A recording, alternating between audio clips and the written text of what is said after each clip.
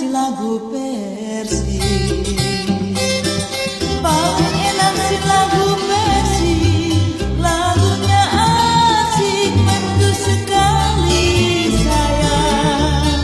Sayang si Nona. Ini lagu Jakarta asli. Sayang, agar pendengar senang di hati.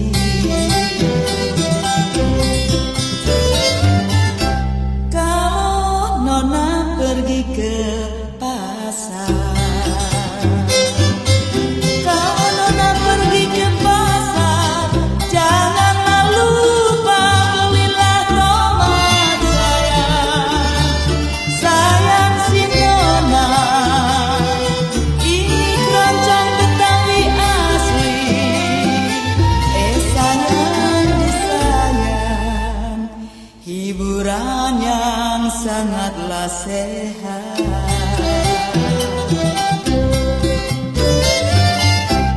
Paling enak si kue pancong.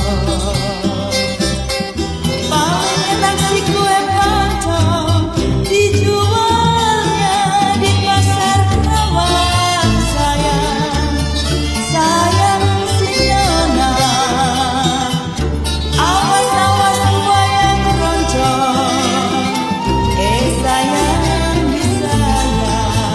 buaya keroncong mata keranjang.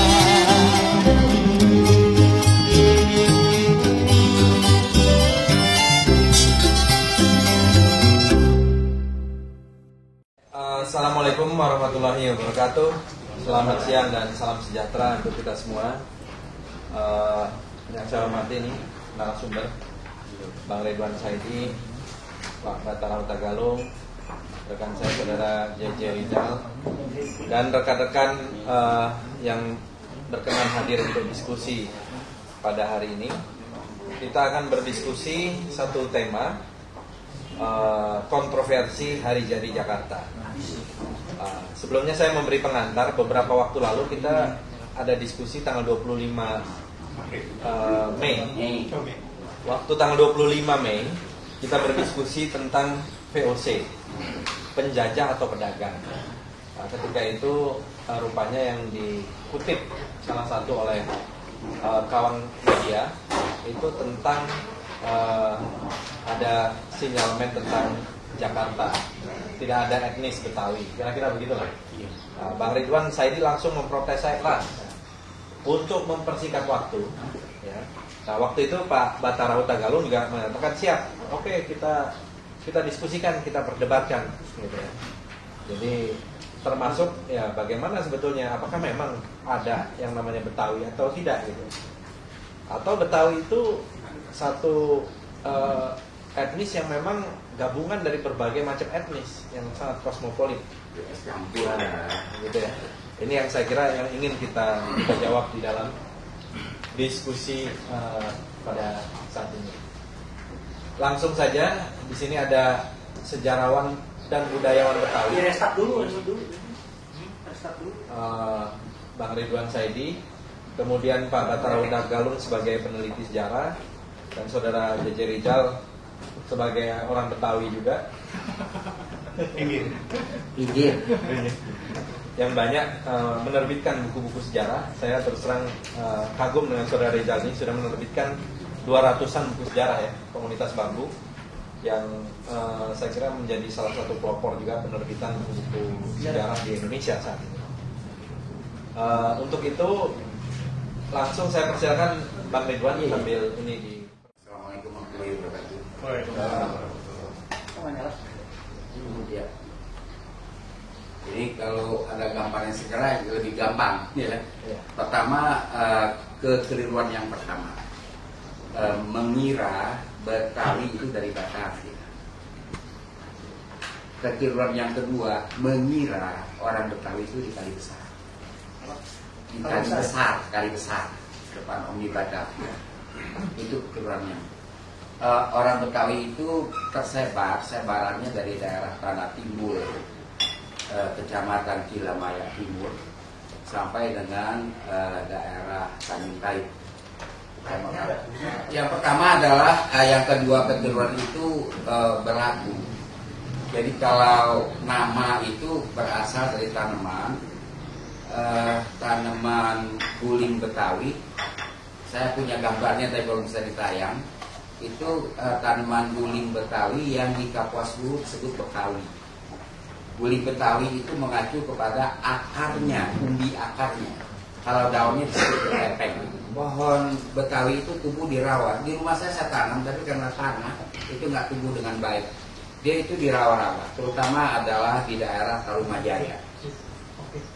Di daerah Tarumajaya itu tumbuh banyak, dia bisa bertinggi sampai 4 meter. Umbinya itu disebut guling Betawi karena bisa besar umbi akarnya. Dan itulah yang dijadikan sarung golok, sarung keris dan sebagainya. Jadi di Nusantara hanya ada 2 tempat yang bertumbuh pohon ini, yaitu Kapuas Hulu dan di daerah Tarumajaya, Bekasi dan sekitarnya. Jadi sampai sekarang masih digunakan untuk gagang golok, terutama di daerah Jonggol. Misalnya di daerah Tanah Timbul itu, ada, kalau kita masuk dari Cikampek, Cikalongsari, ya Cikalongsari masuk ke daerah yang bernama Cikalongsari di keluar pintu tol. Keluar pintu tol itu masuk kita Cikalongsari, dari Cikalongsari ke utara kita dapat tempat namanya Tanjung Jaya. Tanjung Jaya adalah sebuah tempat kalau di dalam naskah-naskah Sunda disebut sebagai pernah ada sistem kekuasaan. Sayang ini belum bisa saya tunjukkan ya gambarnya. Jadi dari Tanjung Jaya di sana ada proyek Pertamina, kita menyusul utara. Medan yang berat, kita akan temui daerah yang bernama Tanah Timbul, itu nama Melayu.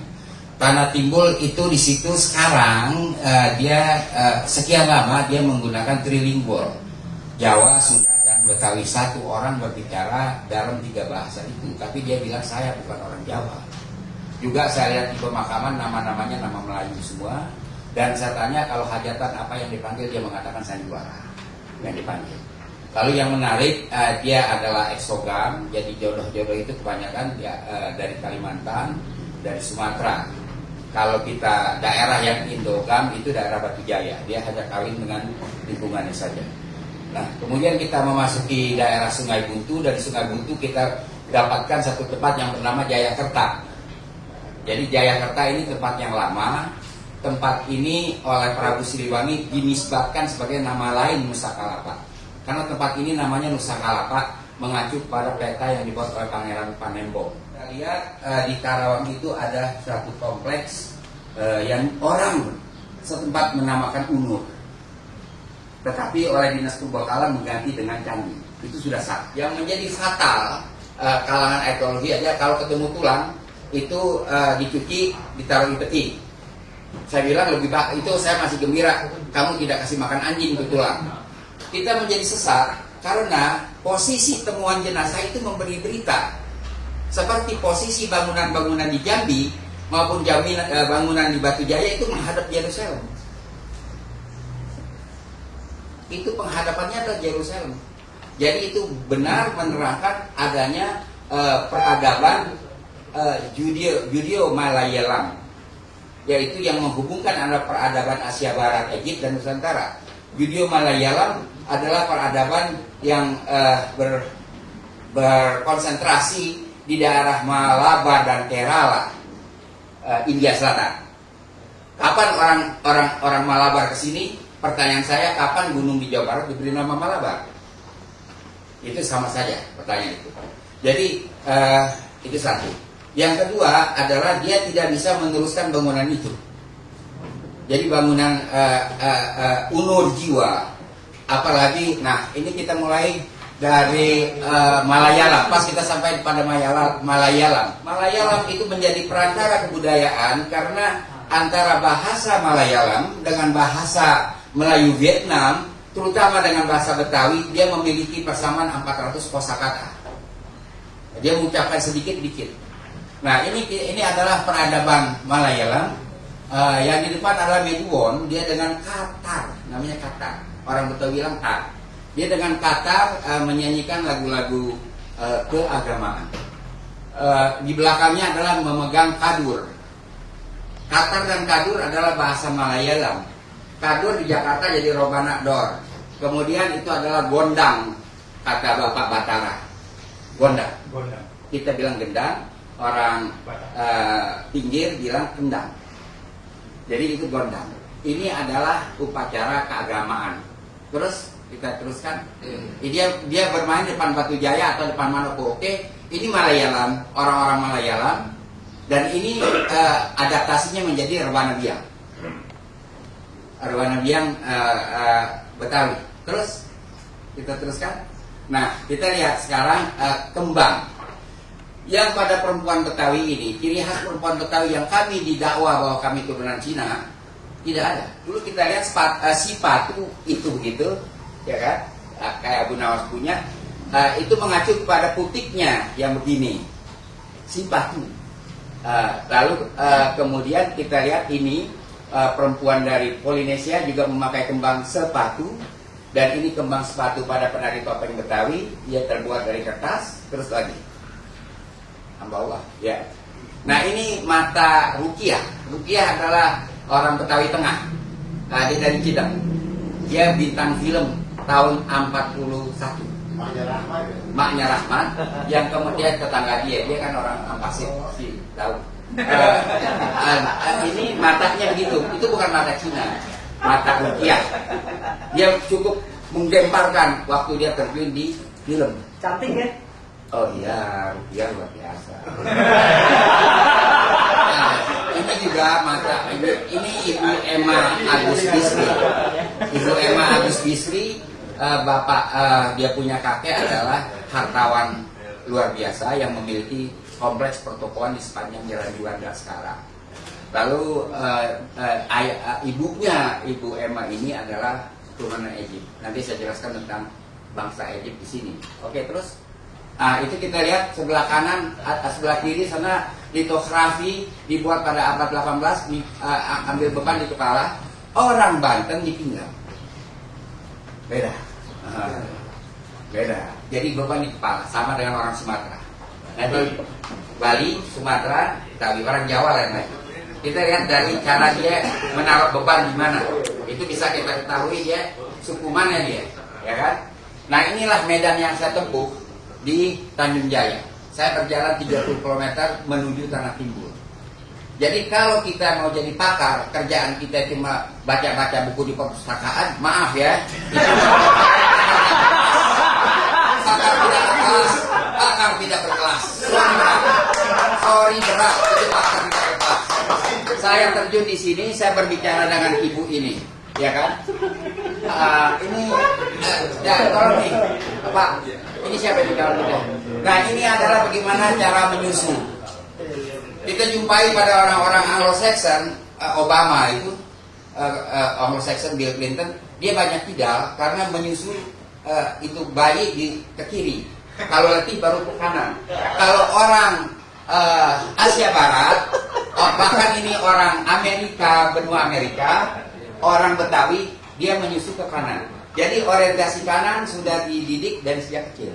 Ini adalah cara duduk perempuan Betawi, cara duduk yang dianggap sangat sopan.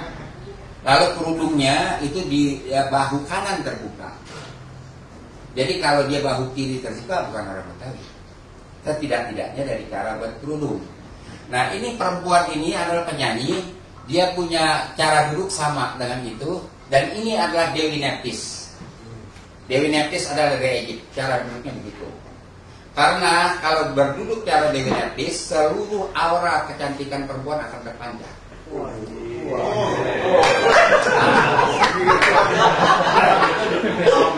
Karena itu, penjelasannya dulu, penjelasannya. Begini. Salah duduk aja, Pak. Waktu Egypt dikuasai oleh Yunani, Athena dan sebagainya, dia kan sudah punya dewi kecantikan namanya Venus. Tetapi malah bukannya Venus masuk Egypt, tapi Neptis yang masuk ke daerah Laut Tengah. Jadi saya nggak tahu gimana jalannya darah ya ketika kaki dilipat begitu, kaki berlipat begitu. Ini cara duduk begini. Ini Dewi Neptis. Oke, terus Pak. Ini ibu ini adalah orang Betawi dari Kampung Muara Gembong, umur 80, anak 18, namanya Nenek Lini. Dan tidak mudah bagi saya untuk membujuk dia mau dipotret. Tapi ketika saya katakan ini adalah untuk shooting, kalau kita bilang syuting, ya kan, shooting, ini shooting televisi, dia langsung merapikan, minta izin untuk merapikan penampilannya. Kasih.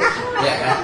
Yang menarik dari ibu ini berbeda, orang-orang perempuan Muara Gembong Bekasi itu sangat beda dengan perempuan-perempuan Batu Jaya. Kalau saya tanya perempuan Batu Jaya itu orang mana? Saya orang Betawi. Teman ibu bilang orang Melayu. Pak, Betawi sama Melayu sama, kata dia. Nenek Lini ini nggak mau dibilang Melayu. Saya Betawi. Sekarang ini belum pernah ke kota. Seumur hidup dia ada di Muara Gembong Bekasi, menunggu keramat Batok namanya itu. Itu keramat Batok, keramat tertua di daerah itu. Dirayakan setiap satu sore dengan memanggil wayang kulit Betawi. Nah, kenapa ibu nggak mau sebut Melayu? Saya ini Betawi.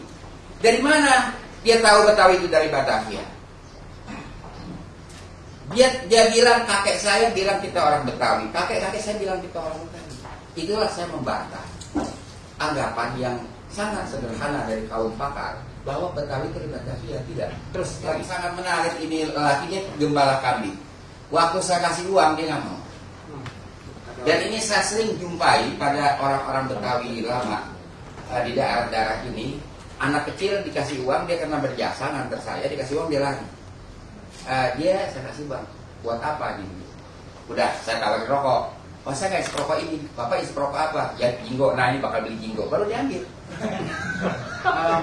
Nah, yang ini yang belah atas ini namanya Bapak Nasa. Bapak Nasa juga di Muara Gembong Bekasi. Dia adalah ahli dalam filsafat kehidupan Betawi. Saya nggak akan ceritakan itu, panjang dia bercerita. Biasanya metafornya agraris, ya, dia cerita tentang pohon kelapa dan sebagainya. Ini dia sangat ahli di kampung itu. Dan kalau Bapak Nasa dengan orang yang di bawah ini, kira-kira budaknya Bapak Nasa seperti ini tampangnya.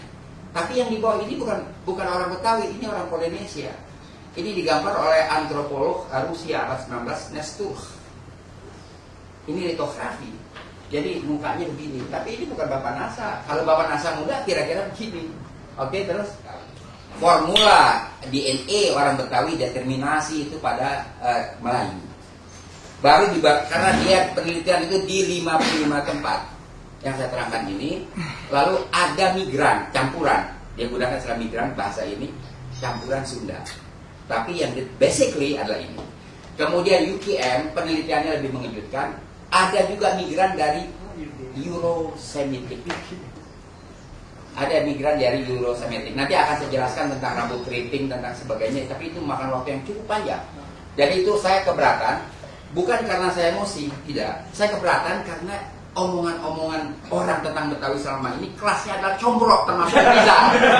Jadi Rizal ini itu kelasnya combrok, combrok habis.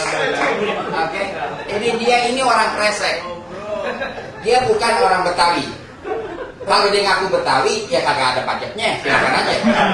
Dia adalah orang kresek. Kresek itu ada di Rangkas Bitung. Rangkas Bitung administrasi adalah Jakarta, zaman Jepang, Jakarta. Batas paling barat, batas paling timur sekarang. Tapi Kresek, dari Rangkas Bitung ke Kresek, kita harus naik ojek 35.000. Berapa kilo tuh, Pak? Nggak tahu 35.000. Dan dia memang lahir di Priok. Makanya tampilan dia nyengir terus karena kepanasan. Di daerah Sungai Tirem.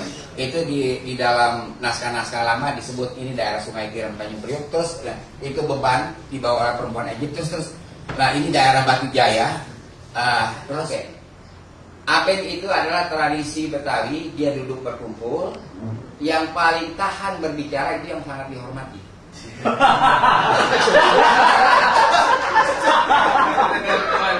Sampai sekarang tradisi Apen masih dilakukan. Oke. Jadi itu arkeolog tuh kagak tahu nih tempat apa. Dia kagak jelasin. Terus.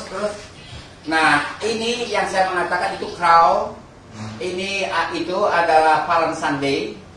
Nggak ada sama Buddha. Pak Rizal bikin potret banyak terus. Nah, ini adalah ini daerah pusat dari daerah Tanjung Jaya. Ya, ini Tanjung Jaya, ini Tarumajaya. Ini Tarumajaya, kita lihat kontur tanah dari daerah yang dulunya menjadi sistem kekuasaan, bisa bernama kerajaan ataupun apa, itu ada di daerah pertigaan. Pertigaan itu dalam bahasa Betawi lama namanya komsen. Itu di situ ada tanah muncul, lalu menjorok kemari ke hadapan dia, jalan panjang menuju laut. Itu terdapat di Tanah Bang Bukit. Tanah Bang Bukit juga terdapat.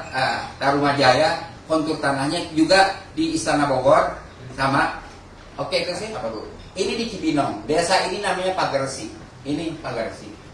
Ini penduduk mengatakan perempuan ini yang digambarkan orang pendiri kampung. Kalau kita lihat makam-makam pendiri kampung itu umumnya tidak menghadap kiblat.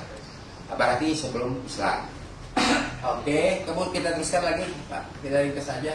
Itu Muara Beres Bekasi. Ini juga Telaga Muara Beres. Lah, kemudian datang orang India. Kita lihat itu orang India membawa ular, barangnya hampir dicatat ular. Dia bikin Sriwijaya, bikin Tarumanagara, yang kita orang Muslim menghormati bahwa itu kejayaan Nusantara, padahal itu adalah pangkalan asing. Saya bukan waktunya menjelaskan itu, tapi itu pangkalan asing. Itu India yang datang kemarin itu ular aja marah sama dia. Iya, dia dicatat dia barangnya. Terus, nah inilah wajah Gujarat.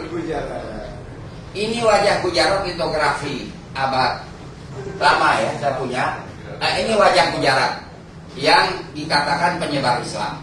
Oke, kalau dia menyebarkan Islam, dia mazhab Hanafi. Di sini tidak ada pengikut mazhab Hanafi. Dia berangkat katanya dari Marunda. Bohong, Masjid Marunda itu baru abad 19. Kalau kita lihat arsitekturnya, ada serambi untuk erat agama. Antara serambi dan induk bangunan itu ada loket. Karena perempuan hanya di serambi. Lantas si penghulu ngomong dari loket. Itu lihat arsitekturnya. Ya, ada buat itu. Loket. Nah itu untuk penghulu ngomong sama perempuan-perempuan di serambi.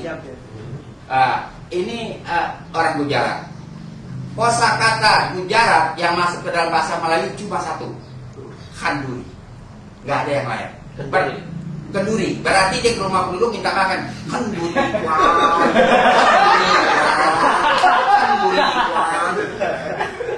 Nah, ini adalah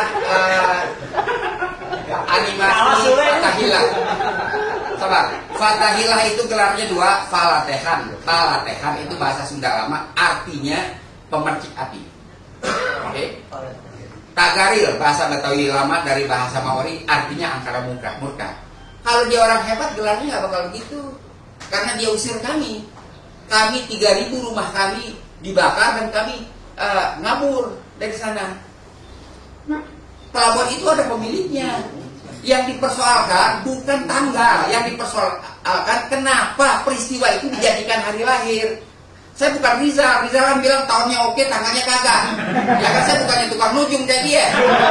Saya persoalkan peristiwa. Peristiwa ini apa? Ini peristiwa apa yang kamu jadikan sebagai hari ulang tahun? Pelabuhan ini ada pemiliknya, Kerajaan Pajajaran. Ada administraturnya. Kamu serbu, kamu hajar. Menurut naskah Cirebon, bahkan jenazah Syah Bandar dan Patih Mundari dipermainkan dulu sebelum dibuang ke laut. Itu ada baca aja naskah Cirebon sendiri. Dia bilang begitu. Kok sekarang Fauzi Bowo saya bilang pasti pidato Fathahilah melakukan Islamisasi. Islamisasi apa? Kamu tuh mazhab Hanafi. Kami belajar Islam dari Malabar, Vietnam tanpa Melayu, masuk Sumatera, masuk Jawa, terutama Betawi. Tajwidnya, ucapan syahadatnya, kemanapun di dunia Melayu pergi, dia akan bersahadat asyhadu alla ilaha illallah wa asyhadu anna Muhammadar Rasulullah. Muhammadar Rasulullah. Orang Betawi lama akan begitu. Kemanapun kita pergi. Oke, lidahnya lidah hampa. Kemudian dia punya tajwid. Nggak ada tangga sama tajwid Cirebon. Kita bukan bicara tajwid itu dalam arti misri, qiraah sab'ah, itu kan baru kemarin sore setelah MTQ. Dulu etik itu punya qiraat, sudah punya qiraat. Kalau kita dengar qiraat, kita tahu bahwa itu orang Betawi yang jadi imam. Misalnya gini, Bismillahirrahmanirrahim, Alhamdulillahirabbil alamin, Ar-Rahmanirrahim, Maliki yaumiddin, Iyyaka na'budu wa iyyaka nasta'in, ihdinas siratal mustaqim, siratal ladzina an'amta 'alaihim ghairil maghdubi 'alaihim waladdallin. Amin di Hanafi nggak ada. Amin yang dikeraskan. Semua orang-orang di sini amin dikeraskan. Bagaimana saya bisa yakin? Dia menyebarkan Islam. Kami sudah Islam dari 14-18 itu. Bapak Tanah Jawa, Bapak Charles Parahiangan. Kami sudah Islam. Bukan nama dia. Dia tidak mengislamkan. Dan dia punya cara baca Quran juga lain. Lain cara baca Quran mereka. Nggak ada jejaknya. Jejak Gujarat itu tidak ada di sini. Cuma Hamka yang ngomong begitu. Dia bilang itu adalah fathan mubinan, kemenangan yang sempurna. Kemenangan yang sempurna apa? Jayakarta. Jayakarta itu nama sudah ada. Negeri ini namanya Nusa Kalapa dengan dua julukan, Jayakarta dan Surakarta. Kenapa dibilang Jayakarta? Ini kota yang jaya. Surakarta karena banyak menak bertinggal di sini. Bukan Hamka itu euforia saja, bukan sejarah itu. Terus ada Alwi Shihab. Ini kan dongeng. Sejarah ini nggak apa-apa dongeng daripada kagak ada. Ini kan ini ngomong apa kamu? Saya udah bilang sama panitia jangan rendengin saya orang-orang begini dah kagak boleh. Ini siapa namanya animasi Fatahil lah. Terus ini kedatangan tentara VOC. Kita lihat batik sudah dikenakan oleh penduduk setempat karena dia nggak takut. Yang takut kan Jayakarta, dia nggak takut. Nah, menurut naskah pasukan Keraton Jayakarta itu lari ke barat.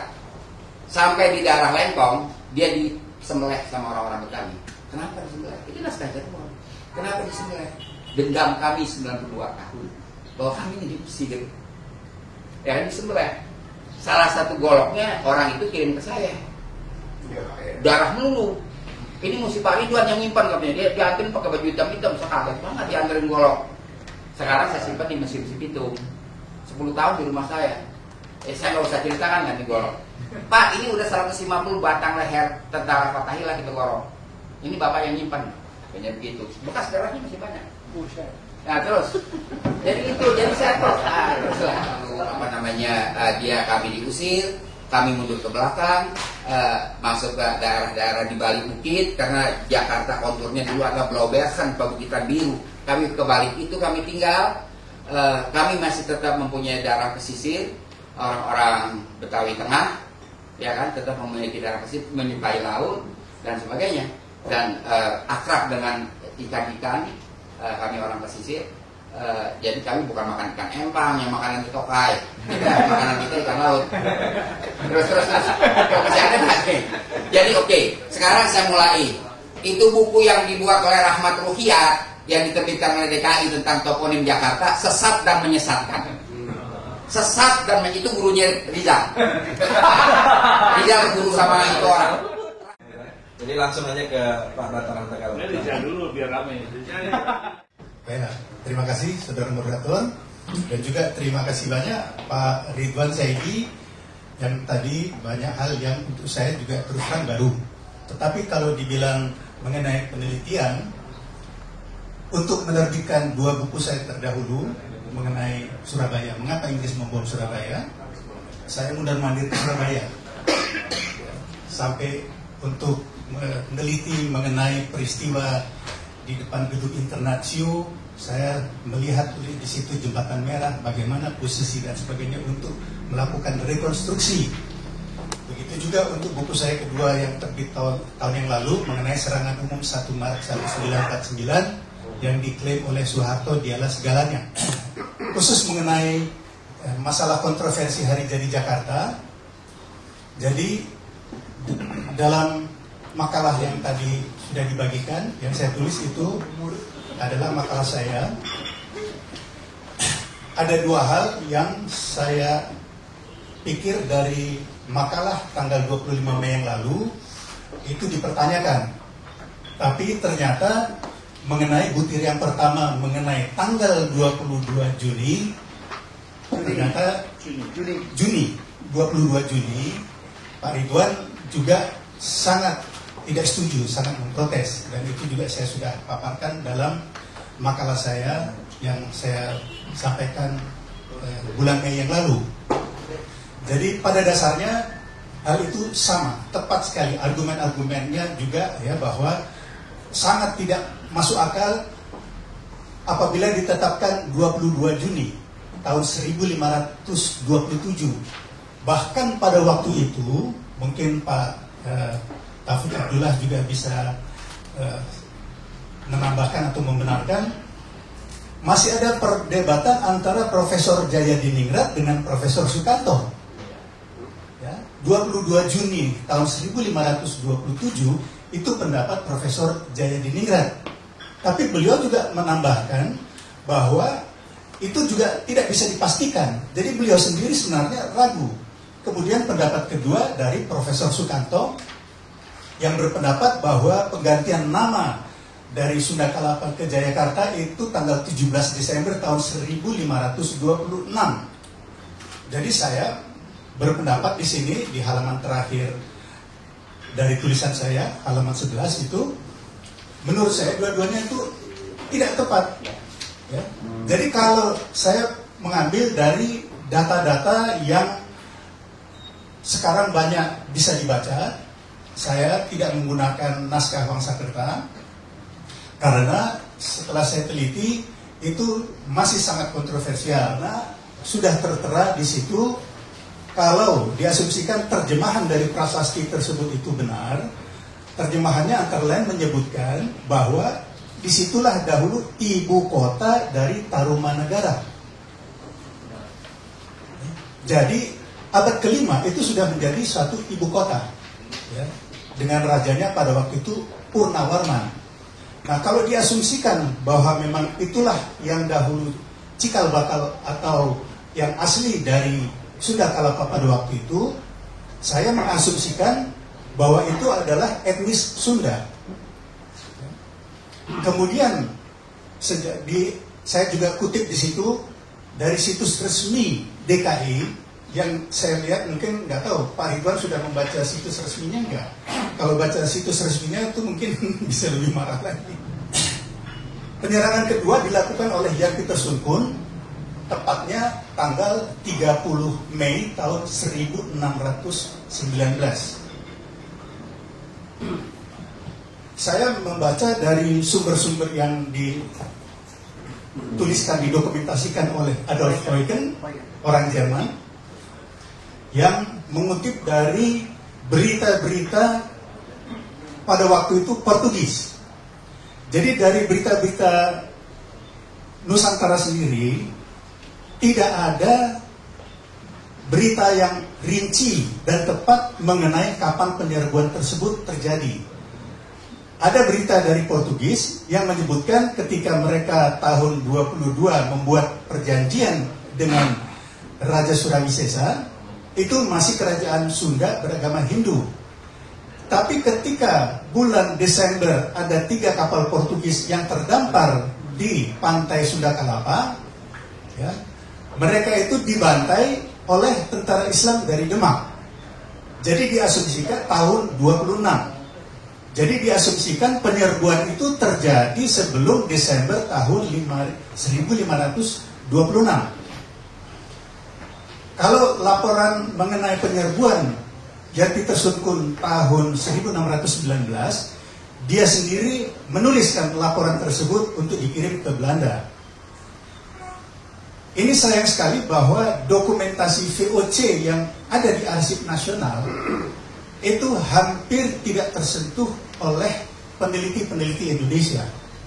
Saya pikir mungkin kendalanya adalah kendala bahasa dan dana, karena itu ditulis dalam bahasa Belanda kuno, ya, yang mungkin memerlukan keahlian khusus.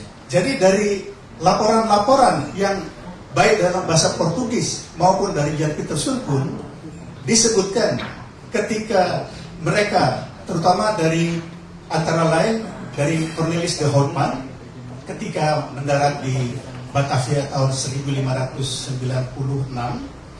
dia menuliskan banyak mengenai Sunda Kalapa atau Jayakarta. Di situ banyak rumah-rumah yang ditinggalkan oleh penduduknya, jadi kotanya itu kosong. Jadi rupanya yang tadi disebutkan Pak Ridwan, setelah diserbu, penduduk setempat, penduduk aslinya itu menghindar keluar. Kemudian datanglah yang pasukannya Faletehan, tentu orang Demak Cirebon. Tetapi mengenai koalisi Demak Cirebon, kalau menurut Profesor Slamet Mulyana, Kesultanan Cirebon didirikan setelah Faletehan itu meninggalkan Banten. Jadi baru setelah itu, sekitar tahun 1568. Jadi ini menunjukkan bagaimana kontroversialnya penelitian sejarah kita. Ya. Jadi banyak hal-hal yang memang sangat kontroversial. Oleh karena itu saya katakan kalau diambil dari situ itu salah. Kalau diambil dari Batavia, karena Batavia itu adalah asal katanya dari Batavir, nenek moyang orang Belanda di tepi Sungai Rai. Makanya waktu itu sebelum menjadi kerajaan di Belanda itu Republik Batavia. Ya, betul Profesor ya? Jadi Republik dulu sebelum kerajaan, terbalik. Banyak kerajaan menjadi Republik, tapi Belanda dari Republik menjadi kerajaan. Jadi kalau dikatakan bahwa itu terjemahan atau karena seperti misalnya Faletehan, banyak yang mengatakan bahwa itu adalah ucapan Portugis untuk Fatahillah. Ya, ya. Jadi ini Pak Ridwan juga ada berbeda pendapat. Saya pikir sekarang sah-sah saja, karena juga saya juga tulis mengenai sosok Fatahillah. Itu juga kita tahu ada yang mengatakan dia itu Sunan Gunung Jati, tapi ada juga yang membantah. Betul. Ya, jadi tetap ada. Jadi kalau dari Profesor Slamet Mulyana, ya, di bukunya ini dia berdasarkan dari tulisan-tulisan di Klenteng Sampokong, Fatahillah itu dulu namanya bukan Fatahillah, baru setelah menang dalam merebut Sunda Kalapa, barulah namanya diganti. Nah, kalau menurut Profesor Jadiningrat namanya adalah Fatan, ya. Tetapi ada juga yang menyebutkan Fatahillah. Jadi itu menunjukkan masih kontroversial. Kalau dari dokumen di Klenteng Sampokong namanya Toh Abu, ya, sama seperti Raden Patah. Sebenarnya Raden Fatah dalam Babat Tanah Jawi dan Negara Kertagama disebutkan Pangeran Jinbun atau Panembahan Jinbun, ya, karena ibunya konon kabarnya juga Cina. Jadi mengenai nama-nama, ya, ini masih semuanya sangat kontroversial. Jadi saya berterima kasih Pak Ridwan memberikan masukan yang baru, yang mungkin perlu juga kita melakukan penelitian-penelitian. Jadi memang terutama mungkin kalau kita sepakat semuanya di sini, ya, betul untuk kita mengusulkan meninjau kembali yang dinamakan Hari Jadi Jakarta, karena itu sudah sangat tidak tepat. Ya, jadi bahkan saya dalam web blog saya yang sudah beberapa tahun yang lalu sudah saya tuliskan, saya juga mengusulkan untuk mengganti nama Indonesia, karena untuk saya itu nama peninggalan penjajahan, yang artinya yang sampai sekarang bisa diketahui hanya Kepulauan India. Dan itu nama diberikan pertama kali oleh Samuel Winsor Earl, seorang pengacara Inggris tahun 1850. Ya. Ya, jadi ini sebagai salah satu contoh. Tadi Pak Ridwan bilang, sedangkan Undang-Undang Dasar saja bisa dirubah-rubah. Kalau misalnya kita mengganti nama negara, kita bukan yang pertama.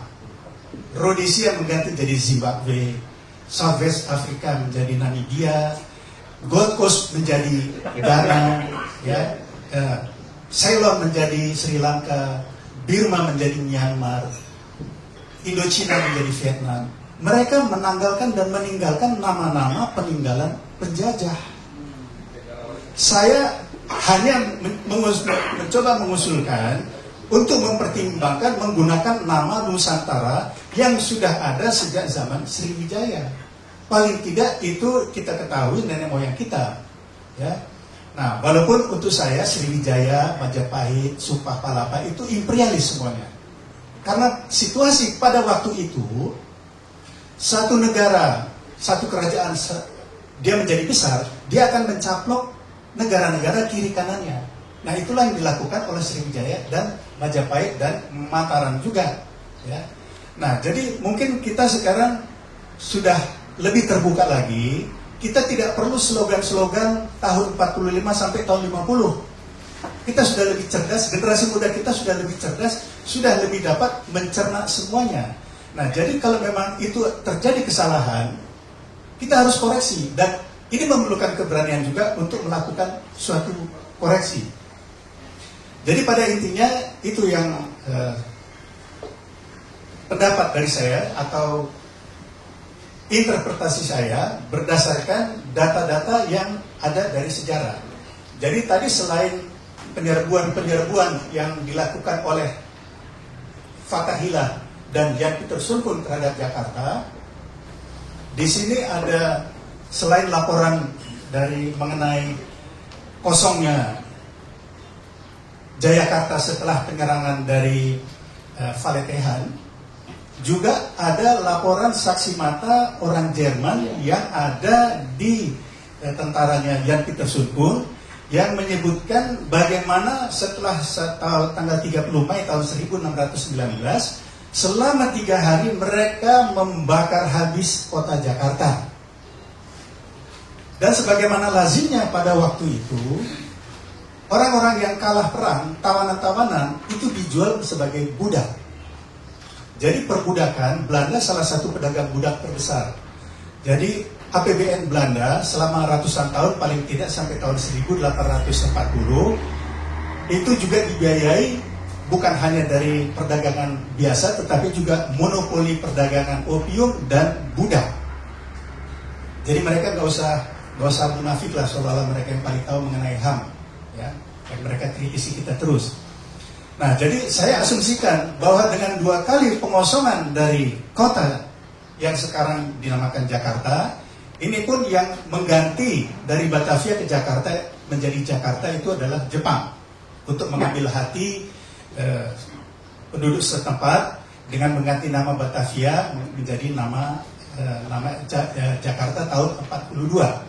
Dari penampilan fisik luar, ya, kita melihat yang jelas misalnya di Lamno Aceh itu jelas-jelas itu semua keturunan Portugis, atau di Kampung Tugu yang mereka tetap menyatakan mereka itu keturunan Portugis.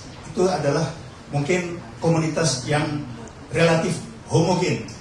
Nah, jadi saya menuliskan di sini bahwa penduduk Jakarta setelah tahun 1526 itu adalah pembauran berbagai ras dan etnis. Jadi kalau ras Eropa, ras Mongol, ya, dan sebagainya, ras Afrika, dan etnisnya Belanda, Jerman, Spanyol, Portugis, Tionghoa, Bali, Sulawesi, Banda, dan sebagainya. Nah, jadi inilah interpretasi saya terhadap data-data yang ada dari sejarah. Di dalam semua penulisan saya, buku-buku terdahulu, saya selalu menulis di situ, saya tidak klaim bahwa pendapat saya adalah yang paling benar. Satu proses yang tidak akan berakhir. Apabila ditemukan bukti baru mengenai satu peristiwa, harus ditulis ulang. Jadi saya sudah sering mengusulkan untuk Indonesia dibentuk Komisi Nasional Sejarah, bukan untuk revisi buku-buku sejarah, terutama di sekolah-sekolah, tetapi menulis ulang. Karena kita lihat begitu banyak, karena biasanya penulisan buku-buku sejarah itu hanya untuk kepentingan penguasa. Ya. Nah, jadi saya pikir dalam hal ini kita sudah melihat dari uraian panjang lebar dari Pak Ridwan dan juga dari penelitian-penelitian, saya pikir semua yang mengetahui latar belakang mengenai terbentuknya kota atau perubahan dari Sunda Kelapa, Jayakarta, Batavia, dan Jakarta, Saya pikir kalau dengan logika masih setuju bahwa tanggal 22 Juni tahun 1527 bukan hari jadi Jakarta. Jadi mungkin sementara itu dulu uraian saya. Jadi apabila ada hal-hal lain yang ingin dipertanyakan mungkin akan terungkap di dalam diskusi selanjutnya. Terima kasih banyak. Saya langsung saja kepada saudara JJ Rizal. Masih Fadli, waktu Fadli ngundang saya ke diskusi ini, saya sudah bilang sama Fadli bahwa ada 2 ekor gajah yang akan berkelahi dan saya sebagai pelanduk mungkin akan ketiban salah satunya. Dan kemarin belum gajahnya berkelahi saya sudah ketiban sebagai pelanduk di Metro TV. Jadi saya pikir saya ini rumit kok posisinya, dan hari ini apa yang saya prediksi itu betul bahwa saya ini combro. Tapi nggak apa, saya sering bergaul dengan Bang Saidi, dan saya sering bergaul dengan Bang Ridwan Saidi, jadi sudah pengalaman dan sudah mahkum dengan apa yang dilakukan sama dia. Harus punya hati seperti sinetron ya, sebuah samudra.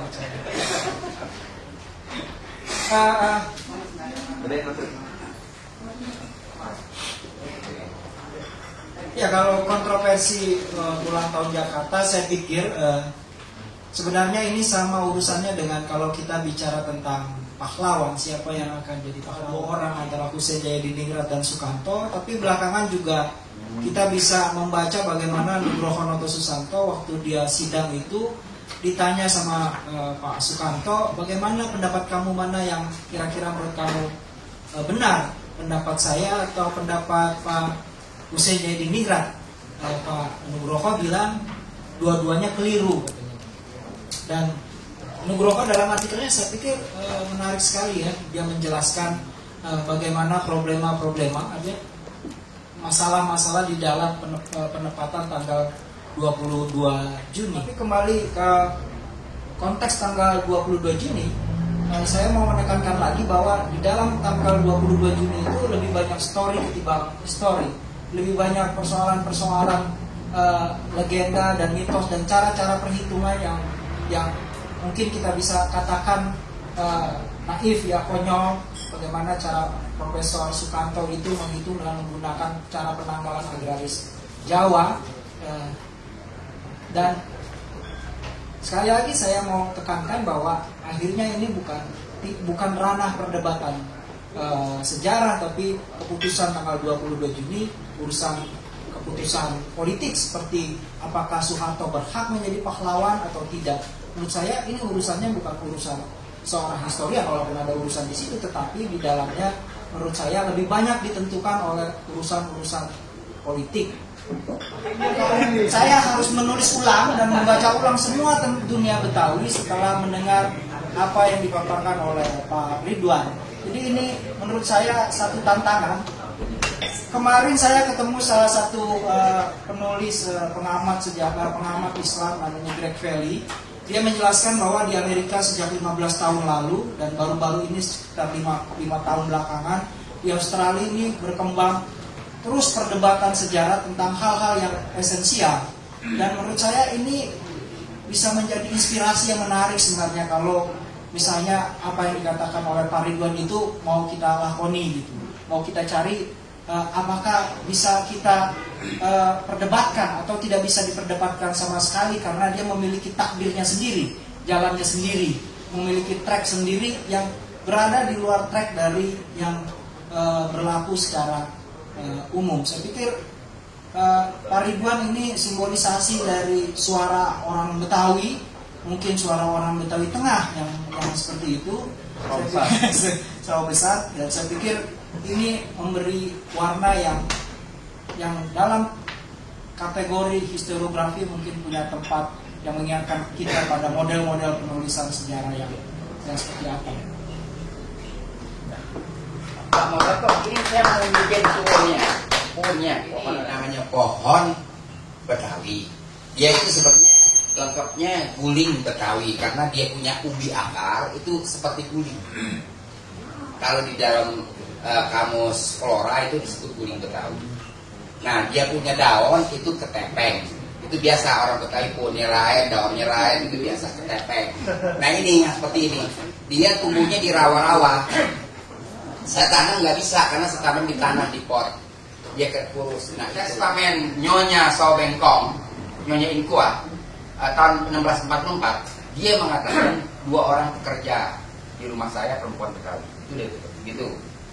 Kemudian saya tambahin lagi, kan begitu dikatakan kota ini dinamakan Batavia, kan cuma dimuat di dalam Batavia seorang. Tidak semua orang pada tahu itu kota. Entah abad keberapa baru orang tahu namanya Betawi, namanya Batavia kan gak kayak sekarang. Ada SMS dari Singapura, entar orang udah pada tahu, ya kan? Ada Daniel Sparingga, orang udah pada tahu. Kalau sekarang sebentaran, ya zaman sekarang. Kalau zaman dulu mana ada? Itu kota mungkin sahabat kemudian baru penduduk tahu namanya Batavia. Jadi itulah Puhun ini penting. Dan saya kira pada pandangan saya kita harus pendekatan holistik, nggak bisa satu jurusan saja di dalam berbicara. Bang Ridwan, ya. Sebelum saya buka diskusi, jadi menurut Bang Ridwan, hari jadi Jakarta itu kalaupun disebut harinya itu kapan? 3 September 1945 itu yang undebatable. Ketika Bapak Soekarno mengeluarkan SK membentuk pemerintahan sementara Kota Praja Jakarta Raya 3 September 45, kita kagak ribut, ya kan? Sebab kalau mau dipaksakan tahun itu nggak bisa, bagaimanapun juga. Saya akan terus selagi saya hidup, saya hajar terus, gitu kan? Karena dia nggak ada argumennya. Yang bertahan itu kagak punya argumen dia, nggak punya argumen sama sekali, nggak punya argumen, ya kan? Kenapa itu dipertahankan? Dia bilang patailah ulama dari mana? Bukan ulama dia adalah soldier of fortune, bukan ulama.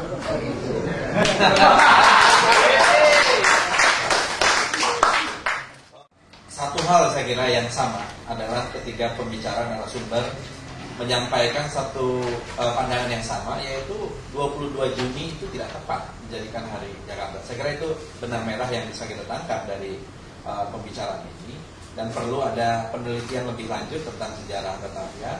Bang Ridwan mengatakan yang tepat itu tanggal 3 September 45. Kalau menurut Pak Batara? Saya nggak ada bukti. Bung Rizal? Itu urusan orang politik ya. Bung Rizal tadi mengatakan bahwa itu adalah keputusan politik. Ya. Jadi satu hal itu. Saya kira Saudara Rizal nih dia mau pamit, mau ada ini. Dia nggak apa-apa ya.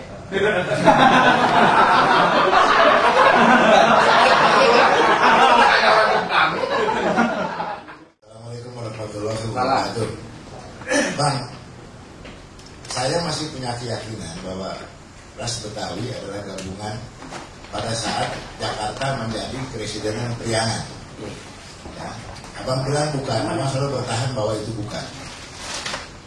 Saya melihat dari salamnya, Bang. Kalau orang Sunda masuk ke rumah orang, dia ada puntennya. Orang Jawa juga ada kulonowonnya. Anda belum pernah lihat dalam Betawi kalau masuk ke rumah orang, Assalamualaikum dia pakai Arab. Itu sangat betul-betul pengaruh kan, Bang? Itu saya mau tanya, kenapa? Makasih. Iya, baik. Assalamualaikum. Ini menarik. Saya kerani rendahan dari komunitas Historia Indonesia, Bang. Jadi selama ini kan orang pikir Betawi, Batavia sampai sekarang itu saya kira, dan itu nasional.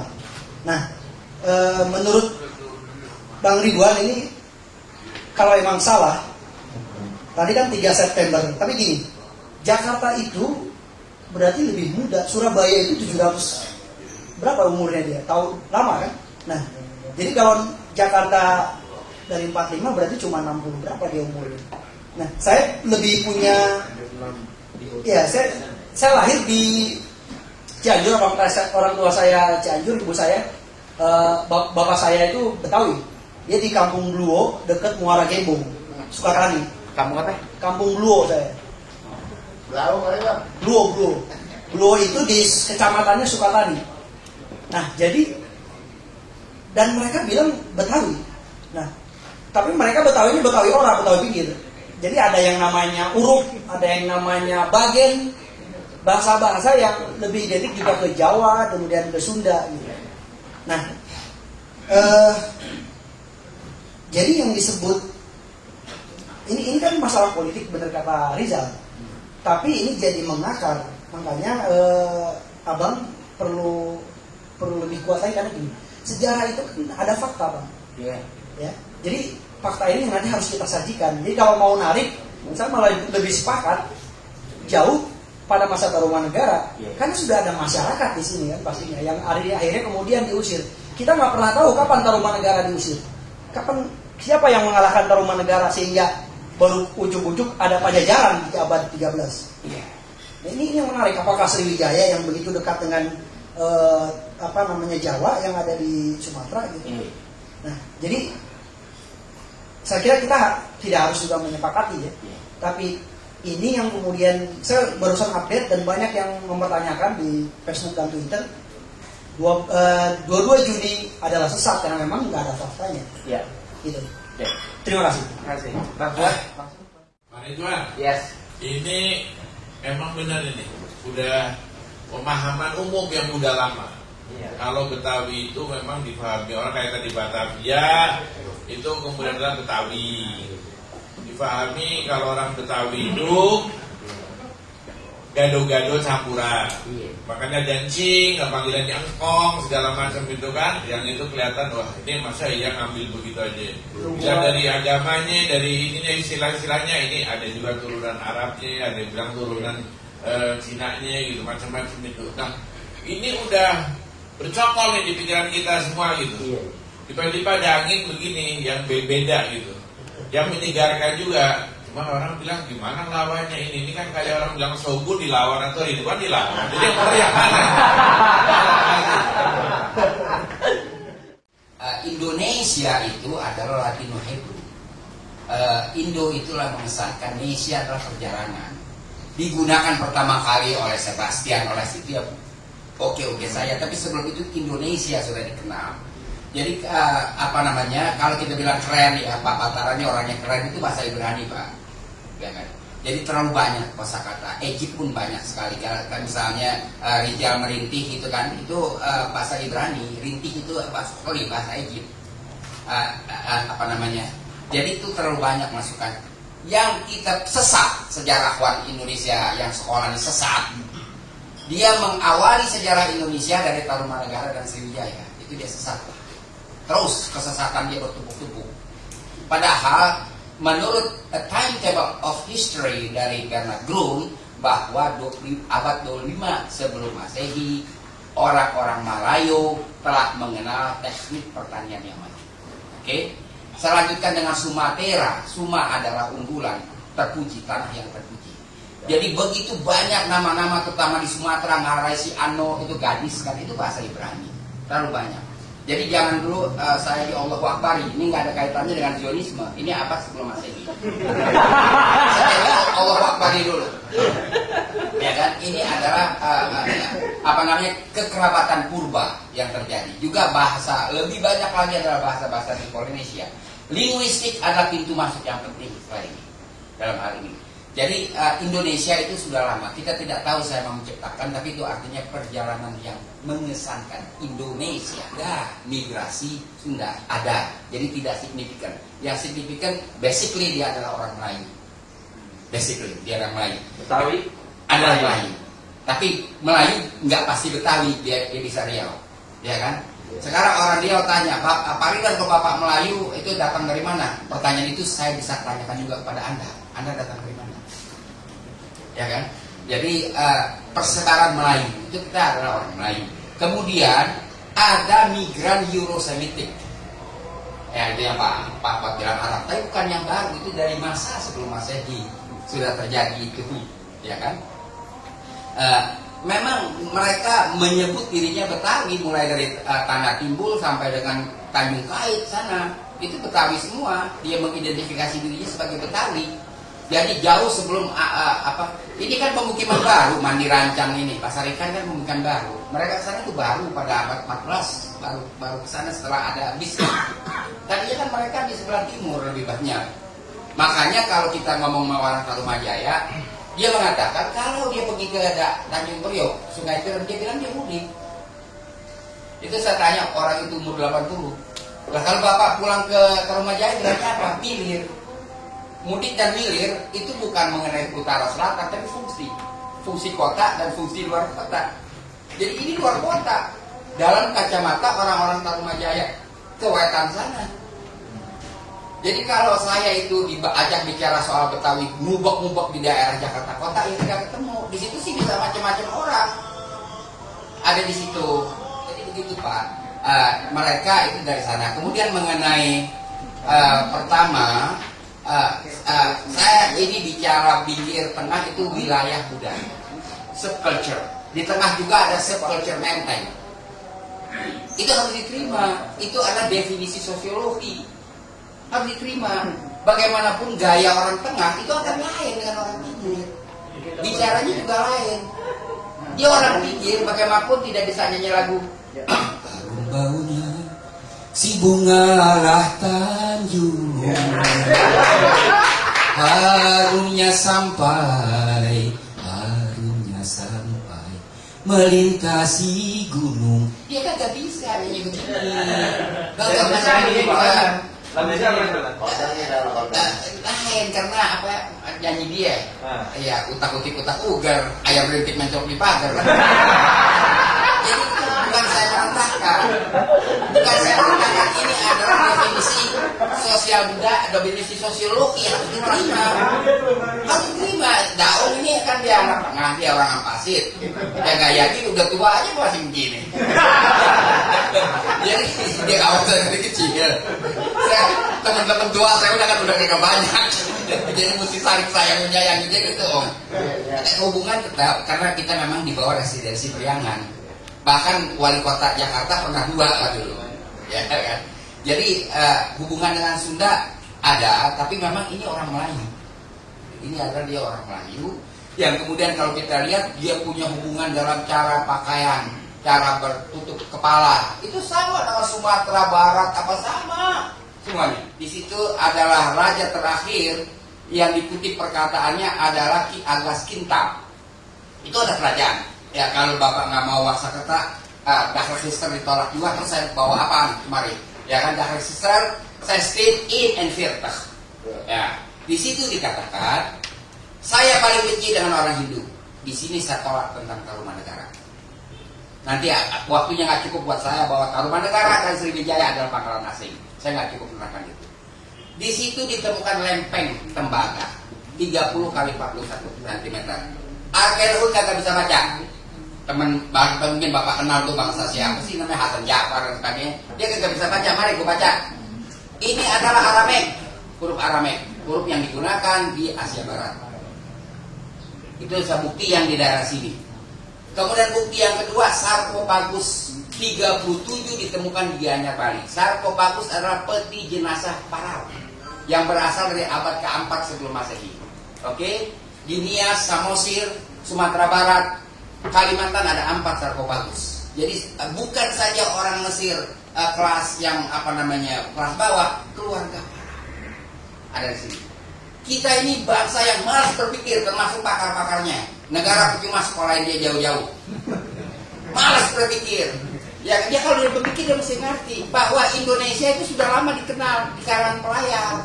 Pelayar-pelayar sudah menyebut untuk kesekumpulan ini Indonesia. Bangsanya namanya Melayu.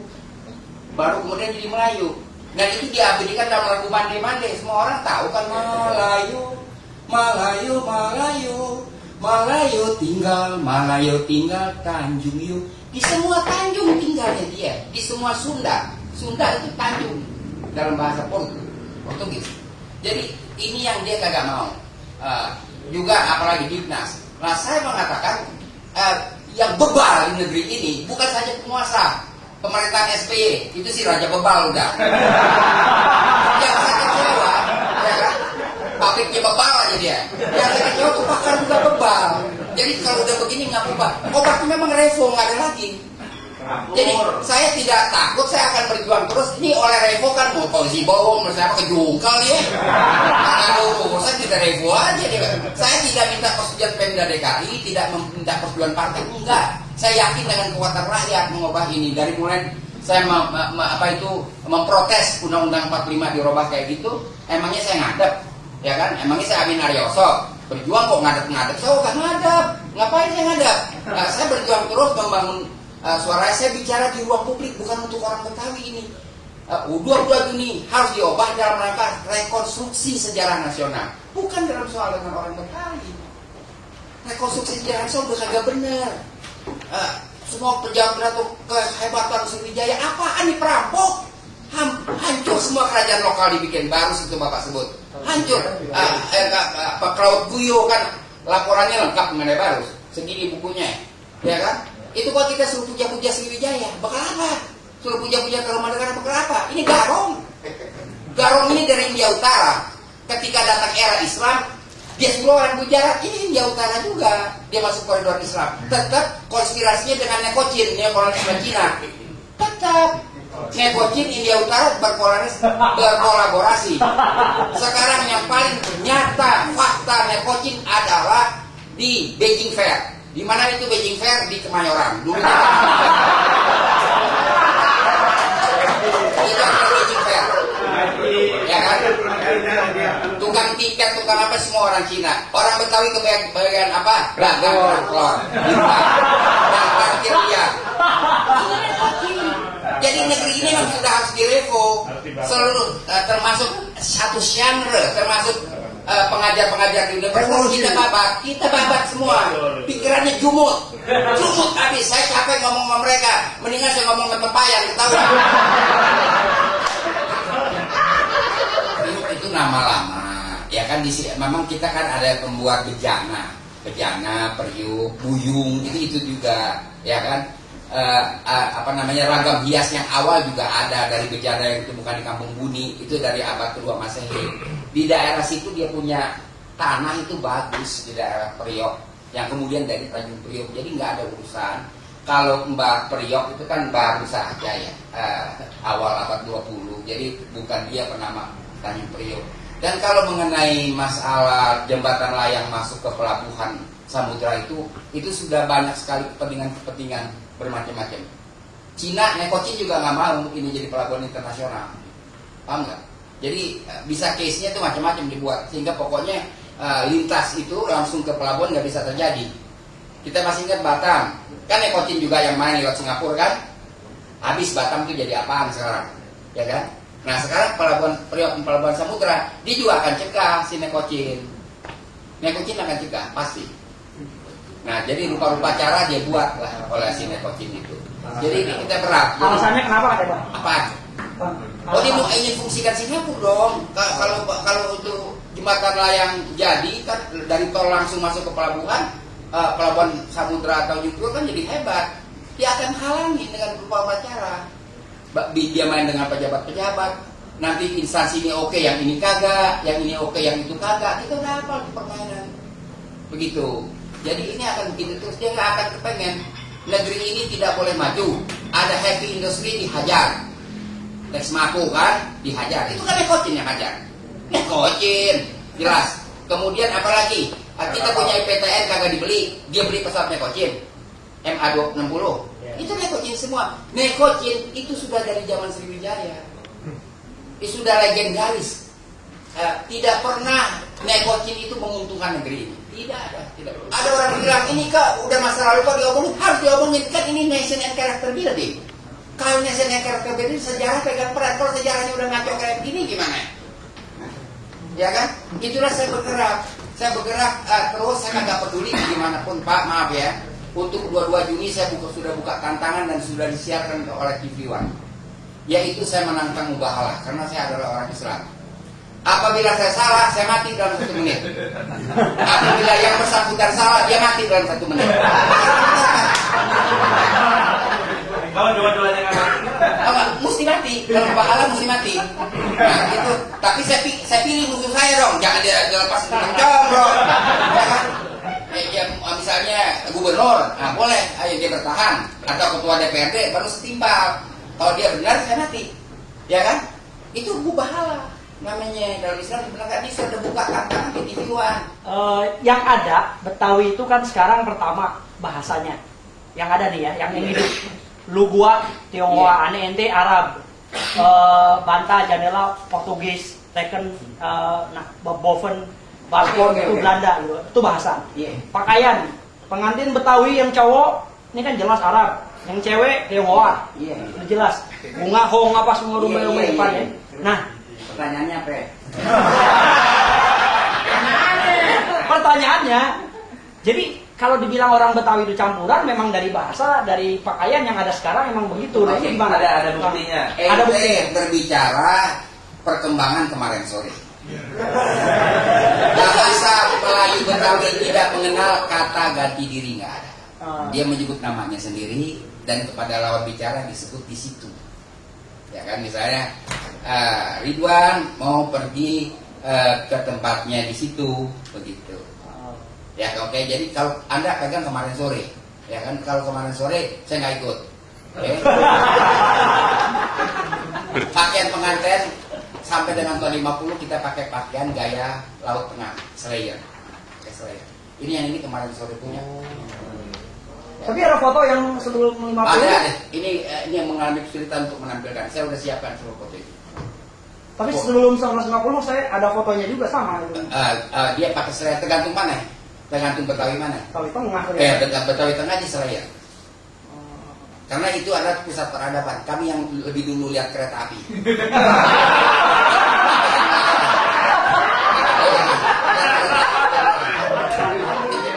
Kalau tadi Pak Ridwan tetap dengan teguh mempertanyakan atau menentang tanggal 22 Juni 1527 sebagai hari jadi Jakarta, saya 1000% dukung.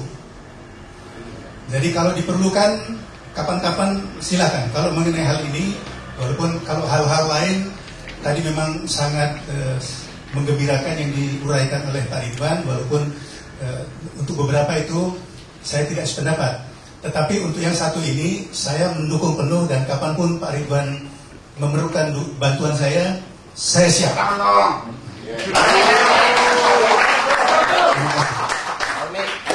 Lu Betawi apaan kagak tepuk tangan? Kalau misalnya kompak seluruh masyarakat Betawi tidak ikut perayaan tersebut, mau bikin apa? Jadi saya pikir itu satu langkah yang sudah dari Gandhi dipraktekkan, yaitu pembangkangan. Ya, tidak mau ikut aja. Jadi silakan yang mau merayakan. Tetapi itu salah satu mungkin cara untuk menunjukkan bahwa masyarakat Betawi menolak tanggal tersebut harus dirayakan, karena kejatuhan mereka atau pengusiran mereka seperti kata Pak Ridwan itu dirayakan. Jadi saya di sini betul-betul sangat mendukung. Dan juga di sini sehubungan dengan ini, saya pikir perlu juga di sini tokoh-tokoh masyarakat mengusulkan kepada Pemda DKI untuk menyediakan dana penelitian. Dan betul-betul lah mungkin anak-anak mudanya itu mendapat beasiswa biaya. Jadi disebutkan mungkin nggak perlu 36 bahasa, tapi paling nggak mungkin yang penting-penting yang kita lihat Portugis, Belanda, Cina, Ibrani itu perlu. Iya, jadi sekali lagi saya menghimbau kalau betul-betul di sini kita sepakat untuk membentuk atau mengusulkan pembentukan Komisi Nasional Sejarah, dan betul-betul semua komponen dan elemen masyarakat dilibatkan. Jadi bukan hanya sejarawan, karena dari beberapa diskusi yang lalu kita sudah lihat pentingnya antropolog, etnolog, pakar hukum. Jadi pendekatan yang komprehensif dari segala bidang dengan mempertimbangkan semua aspek supaya penulisan sejarah tidak hanya untuk kepentingan penguasa. Itu saja. Terima kasih. Bagus. Jangan yang sombong. Terima kasih. Saya kira kita sudah memasuki akhir dari diskusi. Saya ingin sedikit menyimpulkan ya. Saya ingin menyimpulkan sedikit saja. Juga mengulangi sebetulnya bahwa dari ketiga pembicara tadi, dan saya juga menggarisbawahi apa yang disampaikan oleh Pak Batara tadi, bahwa sejarah ini adalah satu proses yang tidak berhenti, never ending proses ya. Bang Ridwan sudah melakukan semacam mungkin dekonstruksi terhadap kemapanan sejarah yang ada selama ini, dan dekonstruksi itu mungkin menjadi sesuatu yang baru, kontroversial gitu ya, tetapi juga memerlukan satu pembuktian-pembuktian dan penelitian-penelitian lebih lanjut gitu ya. Saya bersama Bang Ridwan ini pernah jalan seharian ke Batu Jaya, sampai saya juga sangat takjub juga melihat ada situs di Kerawang, 26 situs yang tidak biasa gitu. Yang saya kira memang lebih tua mungkin dari Buddha gitu.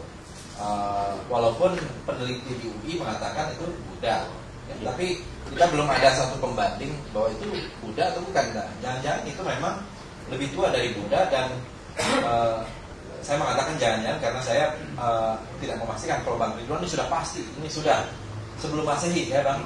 Nah, sebelum Masehi. Tetapi peneliti di UI mengatakan ini adalah zaman yang sudah masuk Buddha, era Buddha. Gitu. Ya, sampai sekarang ini belum ada satu pembanding. Maaf Pak Fadli, saya udah layangkan berkali-kali saya ceramah di mana nantang Hasan Ja'far head to head, belum ada jawaban. Kalau gitu nanti kita undang di sini. Head to head mendingan. Kita sampaikan begitu. Kalau dia nggak berani head to head, mubahala. Nanti kebanyakan mubahala Bang Ridwan. Nah, saya kira seperti ya Bang Ridwan ini kan saya kira mempunyai khazanah yang luas, dan khazanah termasuk juga saya kira juga selain berjalan ke tempat-tempat yang disebutkan tadi, situs-situs peninggalan-peninggalan arkeologi, tetapi juga ya tentu pasti pustaka dong. Kalau nggak ada pustaka dari mana? Jadi betul. Ya, saya kira yang terkait dengan diskusi ini bisa kita simpulkan bahwa memang Hari Jadi Jakarta itu masih sesuatu yang kontroversial. 22 Juni bukan sesuatu penetapan yang berdasarkan kepada sejarah yang pasti, tapi merupakan mungkin boleh dibilang satu penyikapan politik, satu kira-kira atau satu keputusan politik. Bang Ridwan menawarkan kalaupun ada ya 3 September yang mempunyai aman, yang mempunyai data. Pak Batara hanya menyampaikan ya tidak memberikan satu alternatif kapan ya, tetapi membuka satu wacana yang luas bagaimana persoalan ini bukan persoalan baru. Persoalan ini adalah persoalan lama, sudah ada perdebatan antara Profesor Pribumi pertama waktu itu Sanjaya Diningrat dengan Profesor Sukanto, dan itu juga tidak pernah selesai perdebatan itu. Nah, namun perdebatan itu akhirnya berhenti dengan seolah-olah bahwa ya semua orang menerima bahwa hari jadi Jakarta adalah 22 Juni. Nah, saya kira wacana ini memang mungkin perlu dibuka lagi karena Bang Ridwan saya kira mungkin sekarang ini adalah seorang yang mempunyai perhatian yang paling depan lah soal Betawi gitu, dan bisa menjadi pemimpin Betawi gitu. Bukan Presiden Betawi, enggak kingmaker aja kita. Revolusioner. Sindiran tadi dari Pak Batara ini atau dari Rizal tadi Pak Rizal. Ini dia waktu saya bilang kenapa nggak di debat, wah ini ideologis kan. Jadi Rizal nggak berani mendebat orang karena ini ideologis sebenarnya. Jadi saya kira ini adalah satu diskusi yang bermanfaat untuk kita, membuka satu wawasan yang tidak biasa gitu. Dan saya kira saya juga termasuk sependapat 22 Juni itu harusnya ditinjau kembali sebagai Hari Jadi Jakarta. Jangan take it for granted bahwa ini Hari Jadi Jakarta, karena ternyata di belakang itu banyak peristiwa-peristiwa sejarah yang banyak orang tidak ketahui. Demikian saya kira kesimpulan dari diskusi kita. Terima kasih kepada narasumber terutama Bang Ridwan Saidi yang tadi banyak melakukan atraksi intelektual. Sule kalah Sule. Tanggapan dari ibu-ibu dan bapak-bapak rekan-rekan saudara-saudara. Sampai berjumpa pada diskusi yang akan datang. Terima kasih. Assalamualaikum warahmatullahi wabarakatuh.